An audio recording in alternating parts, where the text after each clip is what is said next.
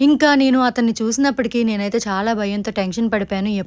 ఎప్పటినుండో wait చేస్తున్నానని అన్నారు. ఇంకా ఏం చేయాలి, ఇంత దూరం వచ్చిన తర్వాత మీట్ అవ్వకుండా ఉంటే బాగోదు కదా అని చెప్పి ఇంటికి దగ్గరలోనే ఉండే ఒక రిలయన్స్ మార్ట్‌కైతే మా తమ్ముడిని తీసుకొని వెళ్ళాను. సో, ఇంకా చాలా ట్విస్ట్ ఏంటంటే రేపే వైజాగ్ వెళ్ళిపోతున్నాము.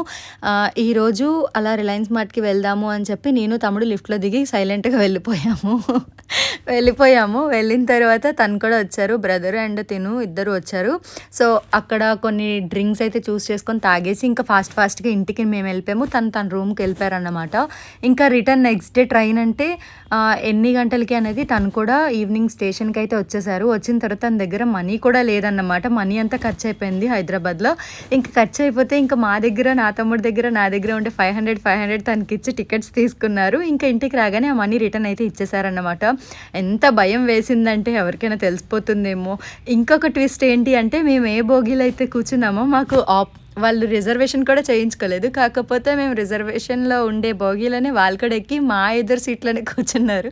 ఇంకా చాలా పెద్ద ట్విస్ట్. అండ్ ఈ వీడియోలో షార్ట్‌గా చెప్పుకుంటూ వెళ్ళిపోతున్నాను. ఏదో ఒక రోజు టైం చూసుకొని ఫుల్ వీడియో అయితే చేద్దాంలేండి.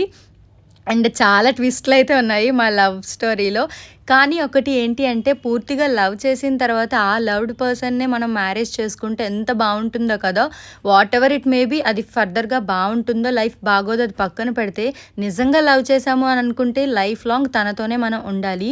సో, అలా కాదు అని చెప్పి ఒక పర్సన్‌ని లవ్ చేసి టైమ్ పాస్ చేసుకొని నెక్స్ట్ వేరే అదర్ పర్సన్‌ని మ్యారేజ్ చేసుకుంటే అది అస్సలు నా దృష్టిలో అది కరెక్టే కాదనిపిస్తది. కాకపోతే కష్టమైన, నష్టమైన ప్రేమించిన వ్యక్తిని పెళ్లి చేసుకున్న వ్యక్తితో లైఫ్ లాంగ్ లాస్ట్ వరకు మనం తనతోనే ఉండడం చాలా అంటే చాలా కరెక్ట్ అండ్ బెటర్ కూడా.